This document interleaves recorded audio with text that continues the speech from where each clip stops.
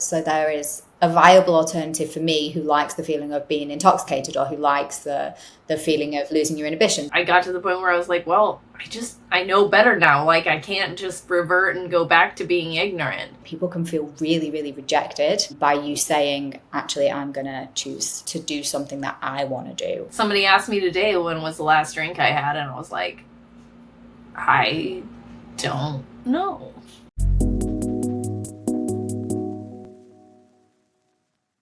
Welcome back to the Upward Spiral podcast. I'm your host, Michelle O'Brien, and I used to be just like you, a busy working professional juggling work, family, a packed social calendar, and often trying to fuel that with a few drinks. I thought alcohol was the key to unwinding, connecting with others, celebrating success, commiserating, like everything that we did with a drink. But I started to realize that maybe it was the one thing holding me back from reaching my goals, feeling my best, and truly enjoying my life. And that's why I decided to change my relationship with alcohol.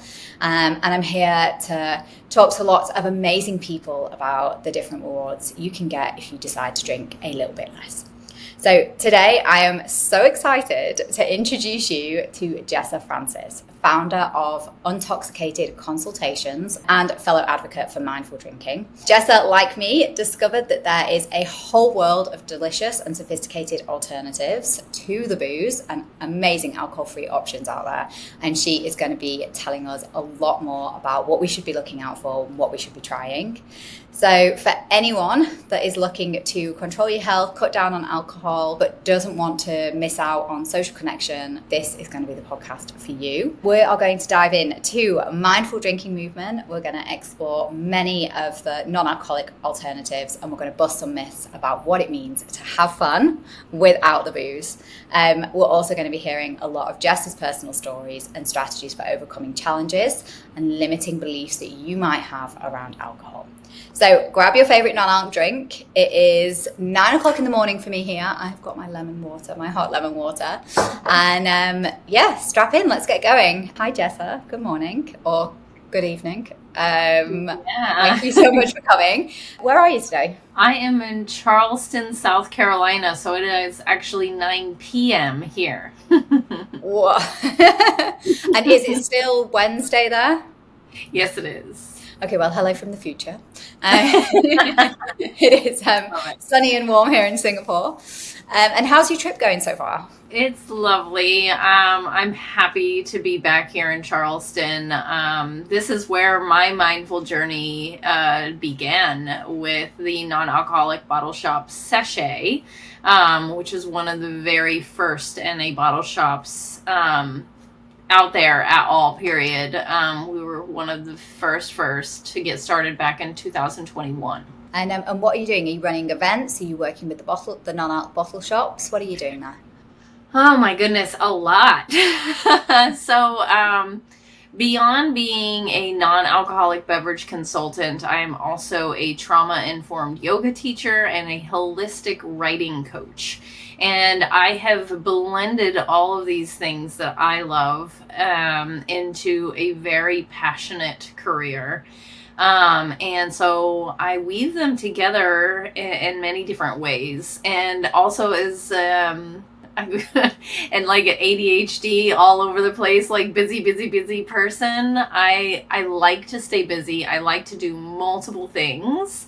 And I don't want to be limited. So I have, just over the last couple weeks, I have been teaching yoga with alcohol-free mimosas. I helped run a non-alcoholic beverage market. And over the last couple days, I have been here in Charleston pushing non-alcoholic sales on premise. So trying to get more of the alcohol-free products into the bars and restaurants in this local space. And I've been partnering up with my darling Sachet, the non-alcoholic bottle shop that I've been affiliated with for the last couple years. And really just excited to be back with them, wearing my little Sachet tag and connecting with locals, and it's been such an incredible experience starting off back when so many people didn't even know anything at all about these alcohol-free products, anything, and the very new concept of mindful drinking and sober curiosity to what it is today, where I'm going into these places and I'm meeting bartenders that are sober. I'm meeting all of these bar managers and GMs, and they're starting, not only are they starting to see it, they are feeling it for themselves, and it's even becoming a personal thing, which is beautiful because it's still so needed. And my number one goal is to make these options as readily available as we can, because just like you were saying, and like owning your relationship with alcohol is difficult, especially if we don't have a tool like these alcohol-free drinks to take the place of what we were drinking before. We still want that beautiful cocktail. We still want to socialize and celebrate and live our life to the fullest. And now we have these amazing, incredible products that people have been painstakingly developing and putting together and bringing into the world.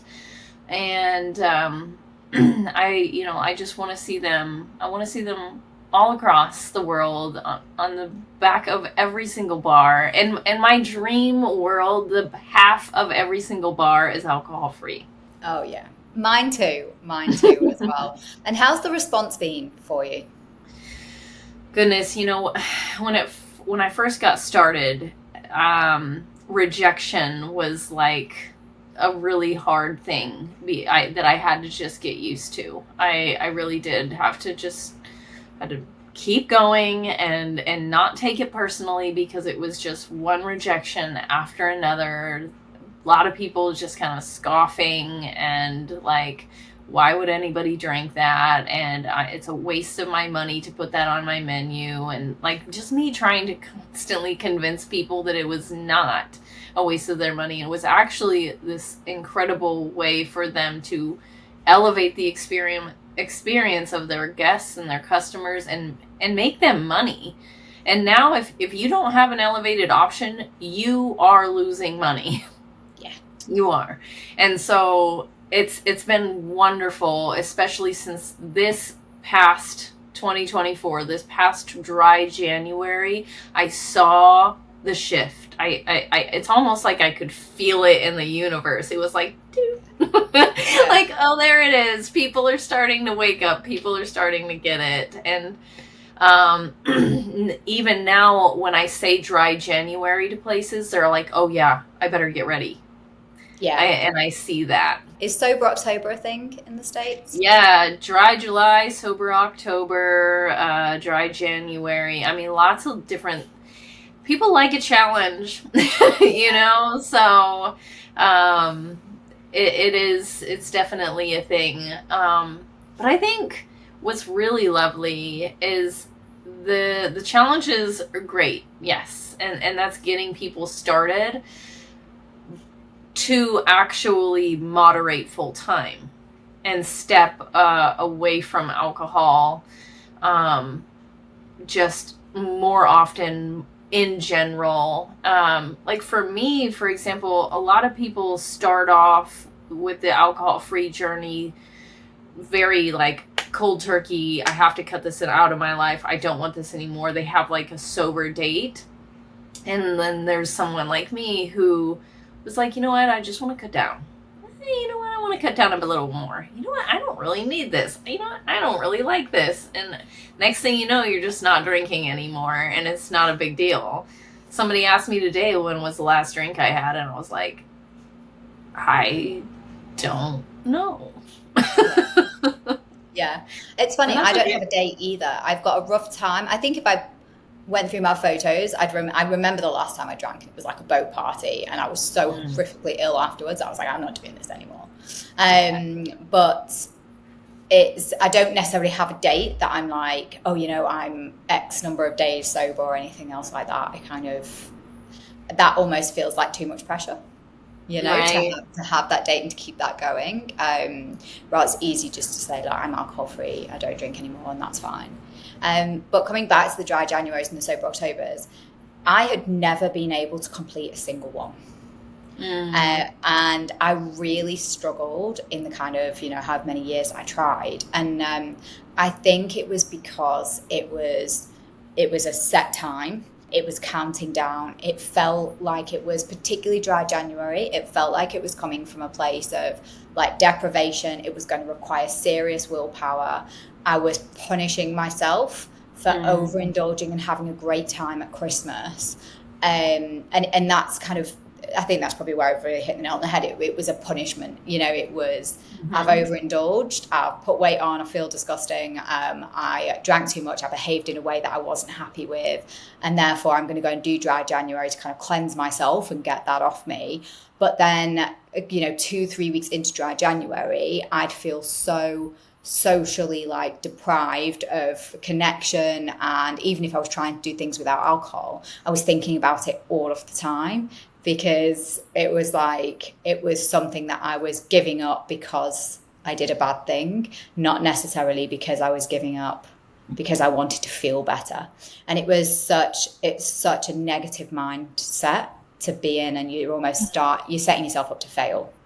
Michelle, I'm actually proud of you for being able to say that. And because it's so true, and that is so many other people's stories. So, I mean, it is the New Year's resolution. It's like by the end of January, it's dropped down to like 9% of people that have still held on to their resolutions. And it's because our why is off. You have to, any new habit you want to form, if you don't have that really strong, beautiful, passionate, loving why, and not a fearful why. When you have that, like, you're pushing forward with love for yourself, that's when things stick, right? And so I think it's wonderful that just the awareness that you have there, right? And because awareness is key, because once that clicks into place, then you're able to say, you know what? I'm not drinking because I love myself. Yeah. I care about my body. I care about how I'm going to feel the next day and how my children see me, and all of these good things rather than like deprivation. And my catalyst was training for a marathon, which is a similar story. We hear this story all the time. People sign up for a marathon and they're like, I want to do this. I want to give this a good go. I really want to do this. I want to do my best. And I want to enjoy the process as well, because the process of training for a marathon, whilst hard, is amazing. And, having that goal and something like really positive to work towards was something really great for me, but it was also something I really, really wanted to do. Like, I'd always wanted to run a marathon, and I'd never had it in me because I never had the energy or the time to do it, because I was always kind of too busy. But having a goal that I really wanted to do as well is, I think, really important. That's beautiful, because I've always been like a super fit, healthy person, and I'm so grateful to have had that as part of my upbringing. Grew up on a farm, knew what it was to wake up in the morning, knew what it was to pull the vegetables from the earth, that kind of thing. And I'm so grateful for that. But even with that upbringing, like the unhealthy, the smoking, the drinking, the fast food, the donuts, like the pizza, it's so glamorized by our culture that it still like took over. And it was something that I was like, oh, if I don't have this, I'm not going to be accepted by everyone else. I'm not going to be part of the crowd. People are going to think I'm judging them if I'm fit and healthy. And finally, I was just like, why am I dimming myself down? Why am I doing things I don't want to do? Why am I not just enjoying my life based on what I like and what I know feels good? I think after having kids and coming out of COVID, I was just like, I really struggled to get back into it, to start going out with my friends and drinking again. And I was just like, I was really, really forcing it.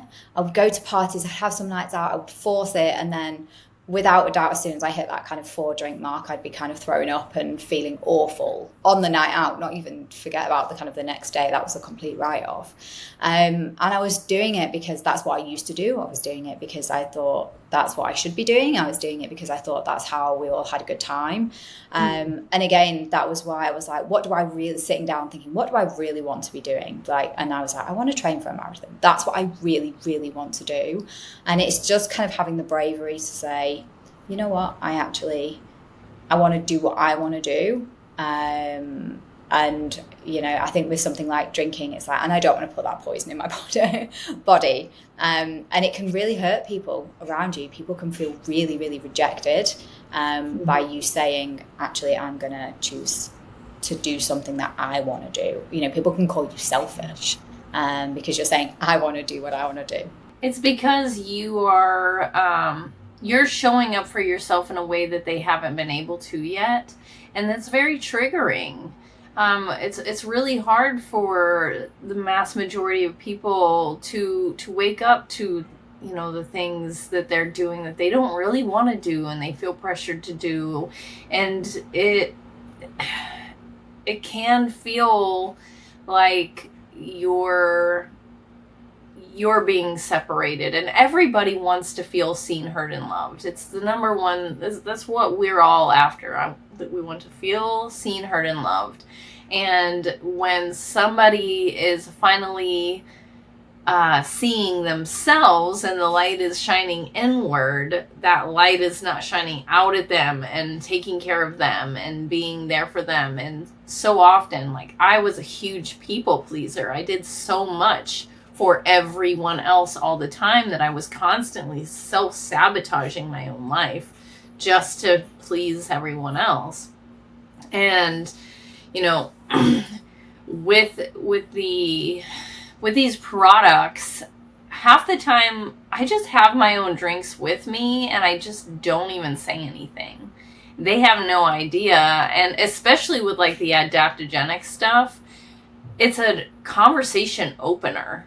And they're like, oh, that's really cool. What do you mean it's going to help me with my stress? I want some of that. And then it becomes more of a sharing and caring rather than I'm not doing what you're doing. I can't wait to start talking about adaptogens and breaking out kind of the different categories and different products that we've got under non-alc. But before we get into that, I'd love to talk about mindful drinking. So the mindful drinking movement. I see you as an expert in this space. So please just tell us about the growth. Maybe please tell us what is mindful drinking and tell us about kind of the growing trend amongst busy professionals. So mindful drinking, in my opinion, mindful drinking is taking the time to become conscious, to become aware, like I was saying with you, and like how beautiful it was that you stepped into that self-awareness, because so many of us we're numbed out to the point that we are not mindful about what we're consuming. And it's not just drinking, it's eating, it's listening, it's watching, it's consuming art, social media, and everything else. It's mindful consumption, you know, and they're all really interlocked and the same thing. It's awakening up to what you're consuming and why. Is my take. A lot of people see mindful drinking more as just owning your relationship with alcohol, right? Which is another thing, but you have to have the self-awareness part to start. You have to have the self-inquiry and that self-discovery to become aware. and then say, okay, I'm going to make more mindful choices now. And so there is like a step-by-step process in this that is a beautiful thing and so necessary in our world today. And I see it more and more, and it lights up my, like my heart, because I'm like, oh my gosh, there's hope. And it's so hard to have hope sometimes, because you turn on the news and you're just like, oh gosh, what's happening to us, but it is coming, and people are stepping into mindfulness. And the thing that brings me even more hope is, like I said, when I'm out talking to bar managers and bartenders, there's more and more of them that are like, yeah, you know what? I don't want to drink anymore. Or, I'm not drinking anymore. And then being able to talk to corporate, being able to talk to business owners about what it means to have alcohol-free events, to not be pushing alcohol on their employees, to even have adaptogenic functional beverages that can support the health and well-being, the focus and clarity, the energy levels, all of those things of their employees, rather than putting Cokes out and just garbage. Having these healthier options. I mean, my social media feed, like my algorithm has me down. Like it's all like telling me, what these ingredients are and what this mushroom does and like all of this stuff. And I'm just like, okay, there's a lot of information, there's a lot of content, there's a lot of good stuff out there. Let me just keep rolling it back out. I just want to come back to mindful consumption, because I haven't really ever thought about it like that. I'm definitely mindful about what I'm eating and what I'm putting in my body. Like I'm definitely mindful about how I'm moving my body. I'm mindful about the people that I let in. I want to kind of protect my energy, and that's really important. And I'm obviously kind of very mindful about what I'm drinking, but I'm maybe less mindful about what I'm scrolling and what I'm looking at on my phone. Like, how does one start to look at mindful consumption as a whole? Like, where do we start? How do we start identifying the things that we are consuming, and how do we start to be mindful about those? Oh, I love this question. I actually have a full conscious consumerism workshop that I've done before, and hope to do more and more in different retreats and things like that, because people are so completely unaware of how what they are consuming just visually is affecting their life, and auditory. I mean, let's just think about this for a minute. You're driving in your car and a country music song comes on, and for like a minute ago you were just like thinking about work and the kids and yada yada, and then this country love song comes on and it is talking about so and so breaking their heart, and or it goes on this like, I'm drinking beer, I'm drinking wine, I'm drinking whiskey, like these songs that are like filled with alcohol or filled with heartbreak, and they are telling a story, and those stories are manipulating us, and they're releasing oxytocin, they're releasing dopamine in our body just because we're connecting with lyrics of a song. And we just have to think, okay, there's this song on the radio, I have a choice of how it's going to affect me. I'm scrolling mindlessly on my phone, and it's making me laugh because these silly memes or whatever, and then I look up and an hour has passed. Like, is this what I want to do? And so what I try to teach is every single day, we are truly we are creatures of habit.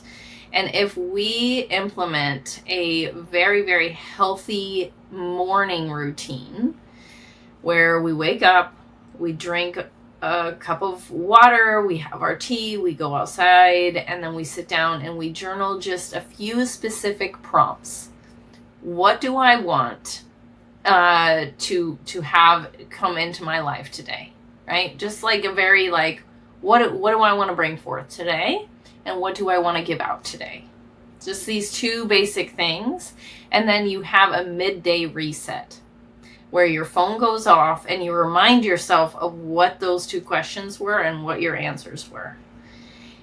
And it will be like, okay.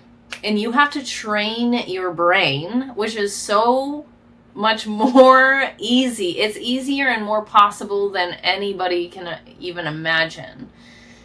We can get to the point where, I'm almost like hyper aware of everything. Like somebody's talking over here and having this conversation with me, and I'm just okay, and I have my own kind of dialogue. But it's taken me some time to get to the point where I'm just consciously consuming and having boundaries for myself. Like I have very firm boundaries, and it's because I've implemented these very basic morning setup for myself where I'm waking up, I know what I want, I have a clear vision, and I'm moving forward with clarity and alignment rather than just whatever comes at me. I love that. I'm going to start kind of adding that into my journaling journey has been, I've really got into it, but I kind of started to include too many prompts and, manifestations and, all sorts. And I think it just became too much to do every morning. So I really like those two questions and simplifying that back down. And maybe that's something I need to start again. The other thing is I've been doing a bit of research into decision fatigue. And we have gone from, back in the 1980s, we were making 200-300 decisions a day. Now we're making 35,000 decisions a day, which is a hell of a lot for the brain to process. The brain has not evolved that much in 40 years, No. And what it is that, you pick up your phone, there's a decision, you open Instagram or whatever app it is, and every single time you scroll past something, that is like a micro decision. And so this is how we're getting to 35,000 decisions a day. Even driving your car around, you're making all of these different micro decisions as you're driving your car. But if you get up in the morning and you open your phone and you start scrolling, you are using up the decisions. We have only got a finite of quality decisions that we can make a day. After a while, those decisions, you kind of either default to things that or you just kind of abandon your decision and don't make it at all. Yeah. So something that I'm really trying to do is making sure that I am maybe trying not to use social media until the afternoons so that I can use the quality decisions that I've got at the start of my day, use them to kind of focus on what needs to be done rather than the scrolling or the watching or whatever it is. I love that. For me, my rule is 90 minutes. I do not pick my phone up for 90 minutes every morning. I give myself a full hour and a half. I drink my water. I go outside. I do my yoga meditation. And then I journal, and that's usually while I'm journaling, I sip my tea and I have this moment and I just allow myself to reconnect with the truth in me before I look out into the world to find whatever I find out there. I check in here before I check out there. And that's been a game changer for me. So yeah, staying out of social media is huge, especially if you're okay, I'm not doing this until noon. That's good. I'm trying. It's not always not always easy, but it's something I'm definitely trying to be more mindful of. And it was based on the data that I'm seeing around decision fatigue, which is really interesting. So coming back to kind of mindful drinking, how can mindful drinking specifically benefit high achievers and professionals? In so many ways.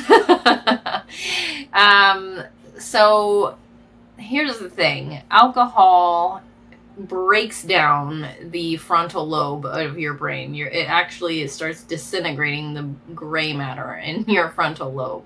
So the decision-making part of your brain is being seriously hindered with that very first sip of alcohol. And then the more you drink, the more it's just gone. And because of that, you have to think, like, if you are in a position where you need those decisions, just like you were talking about, we're already using up like so many decisions, and we're already doing this. So we're in this information overload, right? There's so much coming in all the time, and we need to be able to slow down and be more conscious and be more cognizant. So we need to take really good care of our brain. And so if you just have that in your mind where, like, okay, this is seriously going to hinder and impact my decision making for how I'm going to carry out this deal, this program, this project, whatever it is. And then we'll step into the different categories and everything with alcohol free, but there is this incredible new category called the functional category that has adaptogens and nootropics like lion's mane mushroom and reishi mushroom that are lowering your cortisol levels, boosting your serotonin, actually helping you hone a stronger memory and cognition, and supporting you mentally. And literally some of it will boost dopamine levels, which is what you get after a run. Like, this is benefiting you in multiple ways, and a lot of them taste like your favorite alcoholic drink. And if you just put it in a ceremonious glass, that makes all the difference in the world. You have this beautiful coupe where you make it into, a moment for yourself. You feel refreshed, you feel good, and you know that you're putting something good into your body rather than a poison. Absolutely. On that note, let's get into it. So can you tell us a little bit more about the different categories of non-alcoholic drinks that are available today? Because I learned so much from you when we last spoke. We have to share this. At Sachet, I was the director of brand operations and partnerships. I kind of was wearing all the different hats, and that means I was working front of house and back of house, packing up boxes. I was running the website and writing all of the product descriptions for each brand, and really trying to get myself so fully educated so that I could educate, right? And I gave what is called the Sachet Tour, which is like any customer that came in, I would walk them through the entire store, which is one of the biggest stores with one of the biggest selections. And I've been to a lot of NA bottle shops. And so I had everything sectioned out by category. So you would walk in, and the first category that I would take anyone to is called the functional category. And I kind of call this the gateway to alcohol free, because when people are not quite ready to give up alcohol, even moderately, they're intrigued by this functional idea. Like, okay, especially if there's, there is CBD and THC and stuff like that, but even without that, there are these adaptogenic cocktails that will lower your stress levels and help you feel better, think clearer and all of this stuff. And so I would take them through that category so that they could get that, oh, this is very interesting. This is definitely was less stress. Give me some of that, and it got them like intrigued. Because my favorite thing is watching a heavy drinker have that light bulb come on and be like, oh, huh. I love that. Them finally getting to the point that they're like, maybe I don't want to drink as much as I am. You mean I can feel something without alcohol? Yes. I can still get a buzz or high, or I can feel stress relief or whatever it is. It's like all of a sudden they go, oh, wait, so there is a viable alternative for me who likes the feeling of being intoxicated, or who likes the feeling of losing your inhibitions, who likes the feeling of, feeling a little less stressed at the end of the day. As soon as you realize that there are products and it's not just a soda. Yes, exactly. So that's why I would take them first to the functional category, because there's even like one of our products is called Bon Buzz. I'm not sure if you've heard of it, but like their slogan is a buzz without the booze because it will literally make you feel a little giddy. Like you'll start giggling. So there's all of these, depending on where you want to go, there's a little bit of something for everyone within that category itself. Whether you do want a little bit of that high, whether you do want a little bit of a giddy feeling kind of in the body, or you're just looking for something that you could have as a nightcap every night and it's going to support you long term. So I was able to take them through that category, educate them on all of those products, and then I would lead them into the beers and talk about the alcohol-free beers. And it's amazing with the beers now, because we started off with like hardly anything, and now we IPAs, pilsners, stouts, darks, lights, all of the things that you could possibly want in the beer category, and then lead them into the wine. And in the wine category, there's really two separate things. There's alternative wines, and then there's alcohol removed wines. And the difference there is an alcohol removed wine is a traditionally made wine. So it goes through all of the same love and care as those normal wines, your Pinot Noirs, your Verdejos, your Cuvées, whatever it is that you love. There are alcohol removed versions where they have made those wines, and then with either vacuum distillation or spinning cone columns and all of these very fancy scientific ways, they pull out, they extract the alcohol very carefully and gently to retain that beautiful bouquet that you always loved. That being said, I know a lot of people have been very disappointed with a lot of red stills. There are some amazing ones, and I definitely have tips and tricks for leaning back into that. If you were ever like a big red wine drinker, going into the alcohol removed red wines can be a little difficult, but aerate it longer, add alcohol free bitters. There's all kinds of different little specialty things, and I have a Substack with lots of information on alcohol wines particular, but spirits and everything as well. So there's just a lot that you can try in the alcohol removed space, but Bubbly is the way to go in my opinion. And I was never a carbonation person, but alcohol removed bubbly wines they're just phenomenal. They're like, it's 20 calories a glass versus 120 calories a glass. You're mostly with wine, why you have such a bad headache the next day is because of the sugar. And so all the so much of the sugar is gone as well.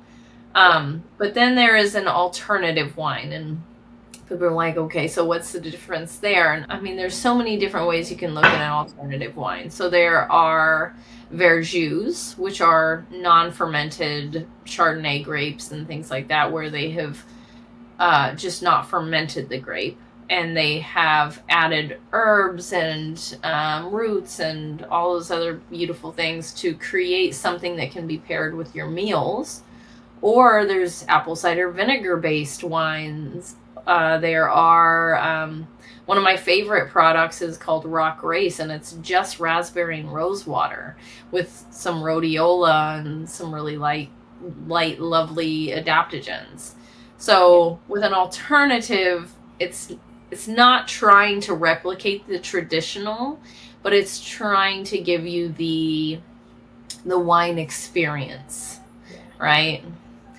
And then you go into spirits, right? And in the spirit realm, there's quite a bit going on.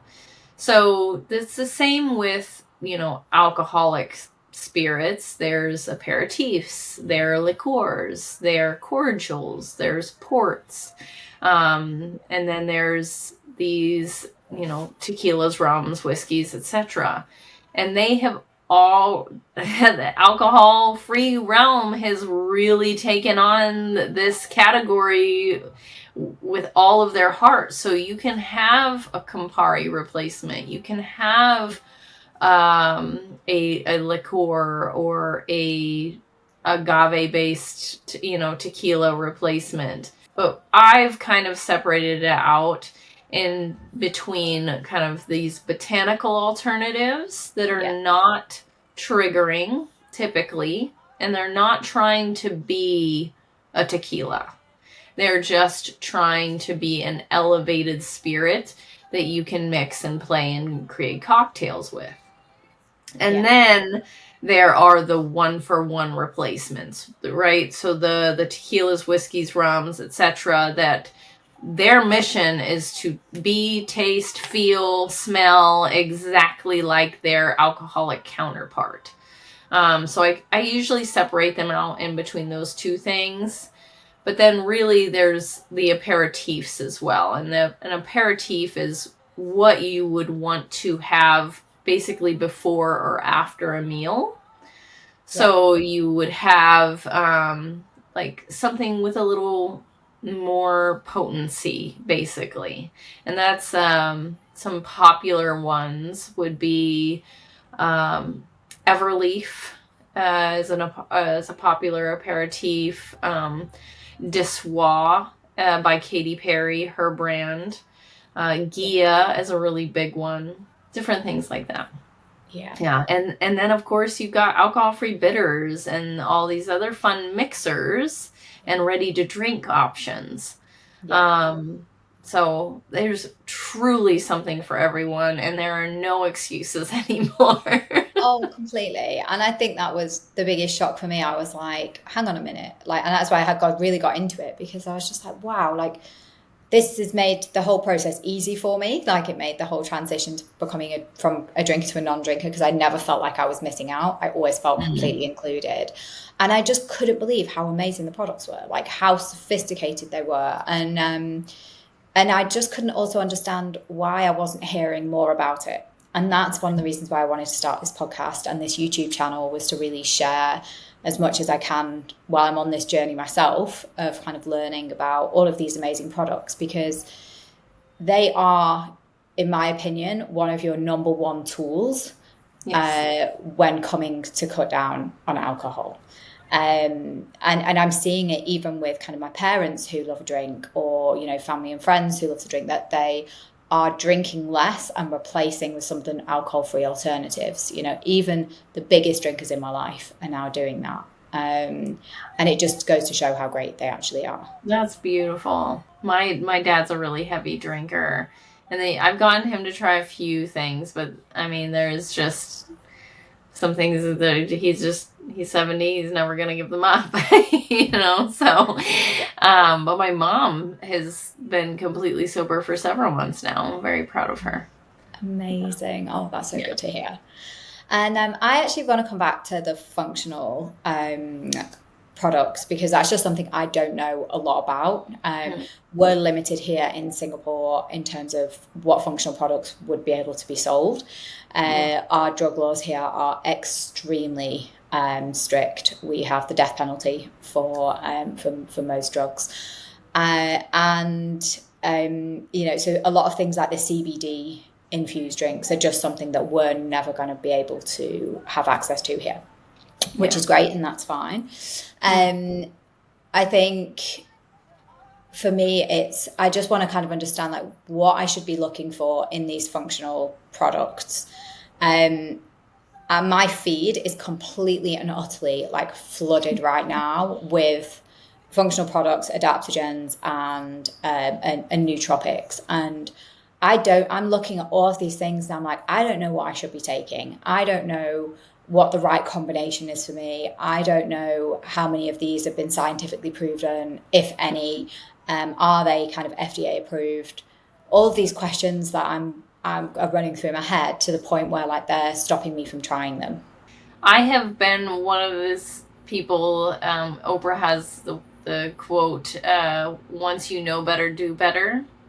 And that's how I entered. That's exactly how I entered into sobriety and alcohol-free. Was I got to the point where I was like, well, I know better now. Like, I can't just revert and go back to being ignorant. And with the adaptogenic products and a lot of the other products, I personally have become sort of an ingredient snob, if you will, because now that I know certain things about preservatives and extraction methods and all of this stuff, I'm like, I'm not going to drink that. I'm not going to eat that. I'm not going to put that in my body. The same way I'm not going to put alcohol, and I will say there's moderation for everything, right? Am I never going to eat a donut ever again in my life? I probably will. You know what I mean? Like, there's certain things, like ice cream. I had an ice cream cone earlier today. So it's like everything, in moderation, right? But when it comes to the adaptogens and the nootropics and the fact that there are so many out there now, it does get a little overwhelming. And I have personally latched on to a few of my very favorite brands that I know, that I trust, that I've researched, and that I've been able to, with confidence, ingest, right? Because I know the effect. I know that it's working. I know that it's there for me. And it's just one of those things where some people are more caffeine sensitive than others, for example. Right? Because you are more, I'll be able to tell you right well, because you are more caffeine sensitive, you are going to be more susceptible and more sensitive to these adaptogens and nootropics. So they will have a stronger effect on you. I can drink a pot of coffee and go to sleep. It doesn't I'm just not. It takes a lot for me to be affected. And my favorite brand is called Rasa Svada. And I'll have to write that down for you, because it's a Sanskrit word that means soulful sipping. And I know the founders, and I know their extraction methods. I know the painstaking steps that they go to provide a really high quality adaptogenic product. And the same way with some of my other favorites, right, is I have been able to not only get to know the brand themselves, which makes me, kind of very fortunate. I've tasted and tried everything, and that's a little bit of what you need to do. And that's kind of what I recommend to people. Like, once you learn like what your flavor profile is, for example, okay, well, I know I want something that is citrus forward. I love grapefruit. I don't like passion fruit or whatever it is. And you find the products you like based on your flavor profile. And then you ask yourself, what is it that I'm after, for my body? Do I just want something that's going to help me adapt to stress long term? Do I want something that is going to help with clarity and focus? And then finding those specific ingredients in the products that you're after. Ashwagandha, for example, is really popular, right? And it's one of those Chinese medicines that have been used in Asia for millennia. And when it comes to the FDA and things like that, I personally, there's a lot of things that the FDA have approved that I won't put in my body. So that one, I'm just like, and,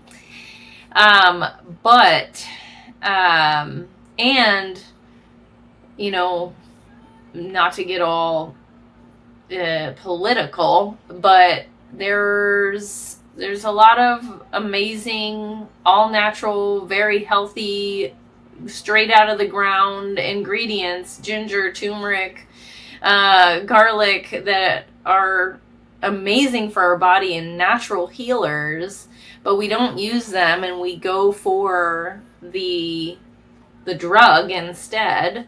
So I say try the product, do it with moderation, do it carefully, know what you're after, know what it is, what it's meant to provide, see how it affects you.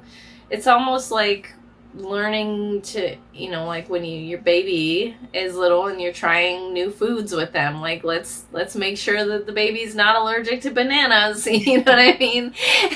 Like you're doing that for yourself and you're seeing what the effect is and you're feeling it for yourself. And then like Rasa, for example, has 0 preservatives. It doesn't have sugar.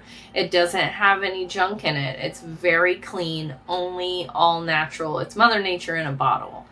And so just knowing yourself and knowing what is what's really important to you, and then just slowly educating yourself. And that's why, I write the Substacks that I do, because I want to make that information as readily available, because I've done all this research, I've put it all together, and I want it to be accessible so people can feel confident.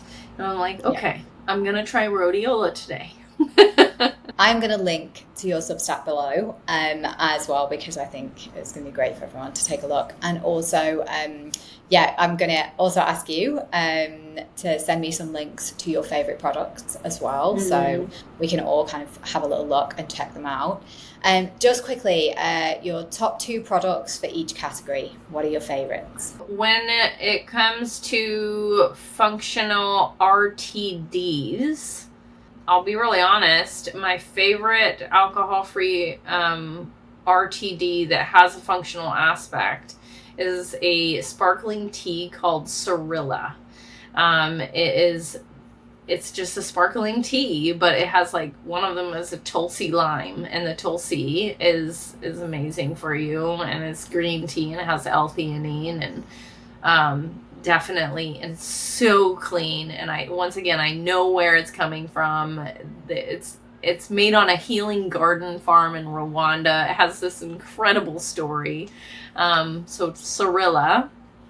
And then the other one that I drink very regularly is called All the Bitter. It is another little family mom and pop ran business out of Portland, Oregon.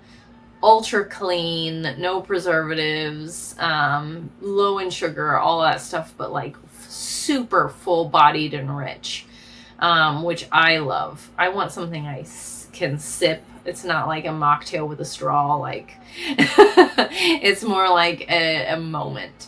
So those are my RTDs. And then Rasa Spada is my favorite functional spirit. My favorite botanical spirit. My top two would be Bax Botanics. Is my favorite gin. And then, because they have a lemon verbena and a sea buckthorn. And then Amethyst here in the States. They are one of the only alcohol-free options that really have like a strong kick. Like it literally, you're just like, whoa. Like you can make like Jello shots with those bad boys. But they're just fun. And people need more fun, you know, like don't get me wrong, I love the elevated, beautiful espresso martini, but like Amethyst is like, let's go dance underneath the moon. Like it's more fun. And I think that's really, really needed. Kaleno, a British brand, they kind of do Yes. alternatives, and they are just so fun. Like Ellie, the woman behind it, is just amazing, and everything that they do, like all of the communications that they put out, the parties that they host, it just everything is just so bright and colorful and fun. And I'm like, it's the Colombian vibes, right? Yeah. I work for Kaleno. Yeah, I'm like, that's what it should be, you know? It's like, I think fun time. Yeah, like sometimes some brands take this whole space a bit too seriously, and just kind of remember to inject the fun back into it. What about beers? No, yeah, I was just gonna say I interviewed Ellie a couple years ago, and I was so blown away by the fact that she, as a female founder, was like one of the very first alcohol-free spirits on the market. She was right after Seedlip, or right around the same time as Seedlip, and people don't realize that. I just want to kind of toot the horn of all of the amazing women in this space, and she's one of them. I adore her. Okay, but beers, Mash Gang, I love them, and Untitled Art are probably some of my favorites. Oh, I haven't heard of Botanical. I need to have a look Yeah. at those. Wines, Prima Pave. If you haven't had Prima Pave, I adore them. I use them all the time, and that's for my alcohol removed. And lights. I love their Pinot Noir. And then for the alternatives, I love a brand called Cali, Kally, or Murray. I love Verjus.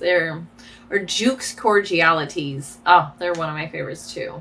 There's so many. It's so hard to choose. I know. I'm so sorry. It's like choosing your favorite child, isn't it?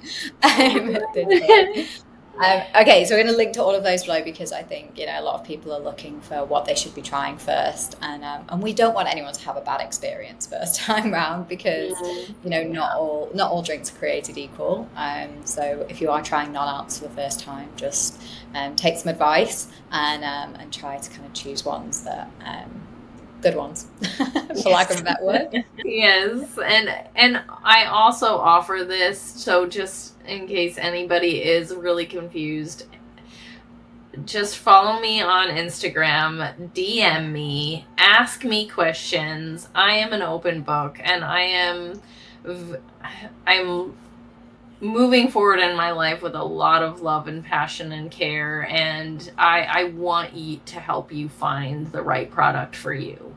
I want you to feel more in control of your life. I want you to feel at peace with what you are ingesting, with how you're living your life. And if me helping you find the right product gets you closer to that, please take up 5 minutes of my time. Amazing. You're so generous. Thank you so much for that. And just the last thing I really wanted to talk about with you was, I know that you help people shatter their limiting beliefs. But I wanted to focus on the limiting beliefs that we have encountered from people when it comes to drinking. So a couple of examples would be, I can't have fun without alcohol. Alcohol is essential for networking and socializing. It's essential for for business and doing a business deal. I'll be judged if I don't drink. These are all limiting beliefs, and they're stopping you from moving forward and maybe drinking less. What are the most common limiting beliefs that you're hearing from people? When it comes to alcohol, those are the biggest ones that you just named. Limiting beliefs are lies. They are programs.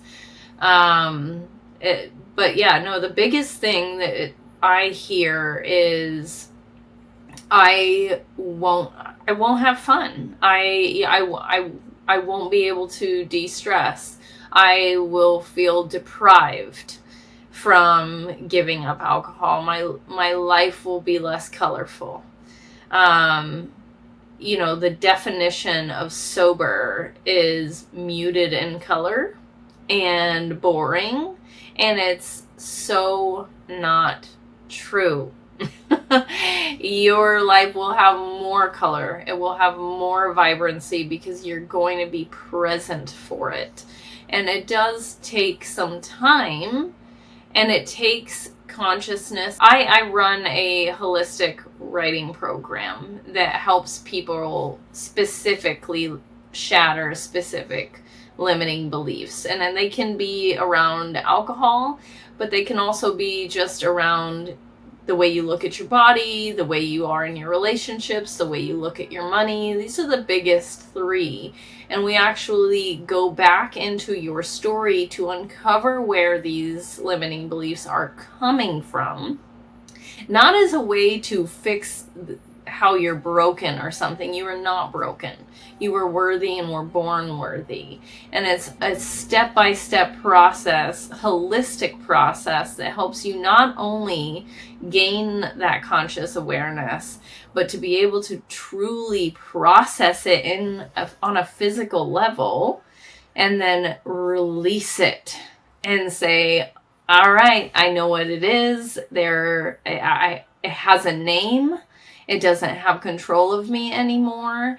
And now I can move forward. And when these things come up, when those thoughts and that programming comes up, that's, okay, that's what that is. Whoop. Go back down into, go away. This is not serving me anymore. And I'm going to move forward with love rather than this fearful, ugly thing that's been yakking at me my whole life. Limiting beliefs are lies. That line, that sentence has just hit a real chord with me, and I've never looked at them that way before. Yeah, very true. I've written my own full memoir, and it's something that I'm hoping to publish in book form eventually. But writing my story from the beginning and being able to uncover, all of my limiting beliefs around how I felt as a mother, how I felt as a woman, how I felt as a business person, as all of these things, I was able to finally not only see them clearly for myself and give myself forgiveness, but I was also able to look at my parents and my grandparents and all of the other people in the world all around me and see that they're struggling and stuck and hurting and in the same programming that I was. And it just allows this amazing sense of forgiveness and this sense of peace that is just unlike anything. And I highly, highly recommend it. I was going to just ask as kind of a final question, what advice would you give to somebody who is maybe feeling hesitant or unsure about exploring the world of alcohol-free drinks or cutting down on their drinking? You have nothing to lose by trying. You give yourself just a little bit of grace. Flip your mind in from thinking whatever negative. Usually if somebody is having a hard time stepping into a healthier way of living, there is some fear that is backing that. There is some negativity. And ask yourself, how do I choose love over this? How do I choose joy? How do I choose? And just allow yourself, because so often we're not even allowing ourselves the ability to choose love, because there's some selfishness in there. Yeah. How do I choose joy? How do I choose love? And yeah, powerful questions to ask yourself, for sure. Yeah, sit down. I also have a journaling masterclass that no matter where you're at on your journaling journey, there's actually some incredible ugly journaling happening that is not good for you. And I highlight, like, this is what not to do. And then I give all of these options that will really help you get on the right path to that self-awareness, because that's what it comes down to every time. I'm definitely going to talk to you about that. I've already said I definitely want to work with you behind the scenes as well. It's so funny. The universe brought us together at just the right time in my personal journey of rediscovering who I am, and also just with the non-alc space as well. So it's funny. I believe in the universe. I believe. Me too. Thank you so much for today, Jessa. I've loved talking to you. I feel like there's 5 more podcasts in us. I agree. So much more that we can cover.